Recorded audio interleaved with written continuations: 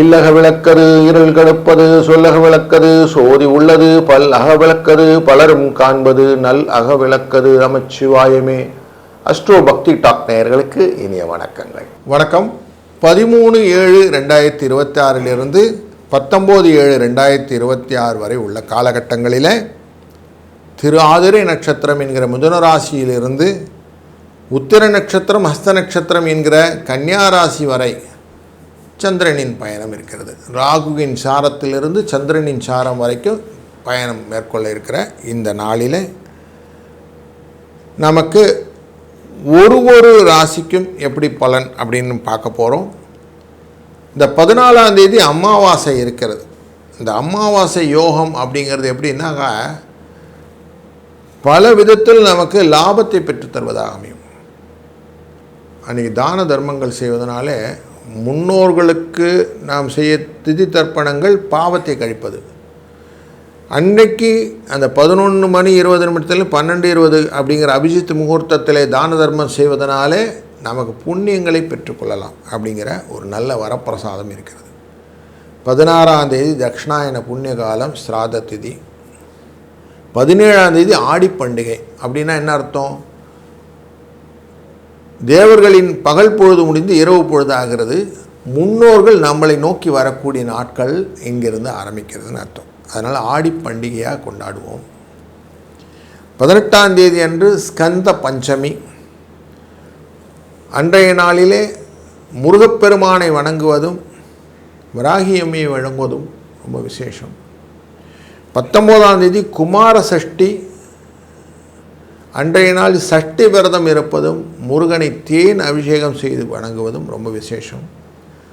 தேன் அபிஷேகம் செய்து வணங்குவதனாலும் முருகனை வழிபடுவதனாலும் பல இன்னல்கள் உங்களை விட்டு போகும். முக்கியமாக திருமண தடை, குழந்தை இல்லை, வீடு கிடைக்கல, வேலை கிடைக்கல, பணமே நிற்கலை, கடனாய் போச்சு, இது எல்லாத்துக்கும் ஒரு கடவுள் நம்ம முருகனை பிடிச்சிட்டாலே போதும். பல விஷயத்துக்கும் இவரே ஆன்சர் கொடுத்துருவார். அதுவும் தேன் அபிஷேகம் பண்ண அந்த மனது உள்ளம் உருகி நம்மளை அப்படியே கொண்டு போய் நல்ல நிலைக்கு நிறுத்துவார் முருகன். அதனால் இதை அழகாக பயன்படுத்தி கொள்ள வேண்டும். அன்றைக்கி ஆதித்ய ஹஸ்தம்னு இருக்கும். அப்போ முருகனை வழிபடுவதாலே அன்றைக்கி சூரிய கடவுளை வணங்குவதும் சிறந்தது. இப்படி பல நன்மைகளை தாங்கி இந்த வாரம் வருகிறது. இதை அப்படியே கேபிட்டலைஸ் பண்ணிக்கணும்னா நமக்கு அத்தனை சக்ஸஸும் நம்மக்கிட்ட தான் வந்துடும். அப்போது ஒரு ராசிக்கு எப்படி பலன் இருக்கும் வாருங்கள் காணலாம். தனுசு ராசி நண்பர்களே, 7ஆம் இடத்திலிருந்து சூரியன் பார்த்து கொண்டிருக்கக்கூடிய சூழ்நிலை. அங்கே சந்திரனுடன் திருவாதிரை நட்சத்திரத்திலே கலந்து கொண்டு புனர்பூச நட்சத்திரம் வரை பயணம் செய்யக்கூடிய மிதுன ராசியிலே அமாவாசை யோகம் பெற்று அதன் மூலியமாக வரக்கூடிய களத்திரத்தின் இன்ப துன்பங்களை பார்க்கக்கூடிய சூழ்நிலையிலே நீங்கள் இருக்கிறீர்கள். பலவிதமான அலைச்சல்கள் இருக்கக்கூடிய நாட்களிலே நீங்கள் பயணம் செய்து கொண்டிருக்கிறீர்கள்.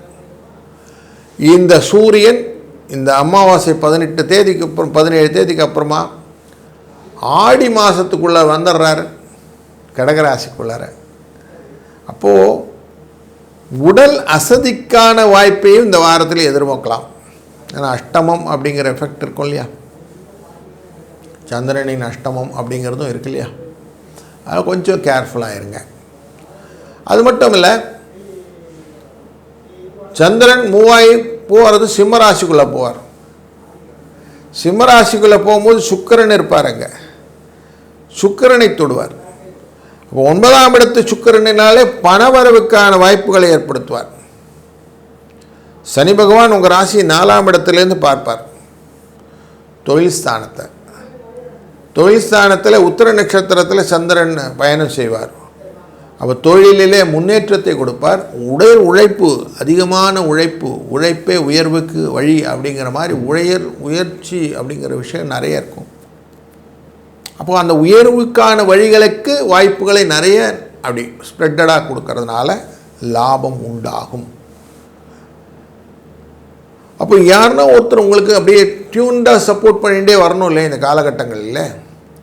அப்படி சப்போர்ட் பண்ணுறதுக்கு இப்போது நமக்கு ரெடிமேடாக அவைலபிளாக இருக்கிறது ஸ்கந்த பெருமான். ஸ்கந்தன்னா முருகன். ஸ்கந்த பஞ்சமி 18ஆம் தேதி வருது. ஸ்கந்த பஞ்சமி அப்படின்னாக்க ஸ்கந்தனை வழிபடுவதும், அதுபோல் பஞ்சமி என்று வராகி அம்மையை வழிபடுவதும் 18ஆம் தேதி சனிக்கிழமை வழிபடுவதும் சிறந்த பலன். குமார சஷ்டி ஞாயிற்றுக்கிழமை இருக்கும். அன்றைக்கி குமரனை வழிபடுவதனாலே வெற்றிகள் உண்டாகும், கடன் தீரும். கடனை அடைக்கும்போது கடன் மலமலன்னு குறைஞ்சிரும். வீடு வாகனங்கள் போன்ற விஷயங்கள் எல்லாம் இன்றைக்கி நீங்கள் எடுத்து பண்ண ஆரம்பிச்சிங்கன்னா அதுக்கான ஆப்பர்ச்சுனிட்டியெல்லாம் நிறைய பெனிஃபிட் ஆகும்.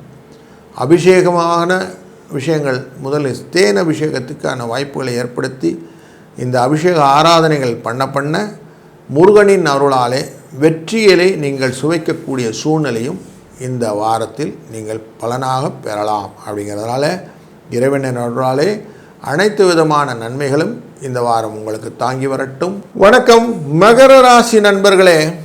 காலச்சக்கர புருஷத்தின் 10ஆம் இடத்துக்காரரான உங்களுக்கு 6ஆம் இடமான மிதுன ராசிக்குள்ளர சூரியனும் சந்திரனும் பயணம் செய்யக்கூடிய காலகட்டங்கள். திருவாதிரை நட்சத்திரத்திலிருந்து ஆரம்பிக்கிறார். 9ஆம் இடமான ஹஸ்த நட்சத்திரம் வரைக்கும் செல்வார், கன்னி ராசி வரைக்கும்.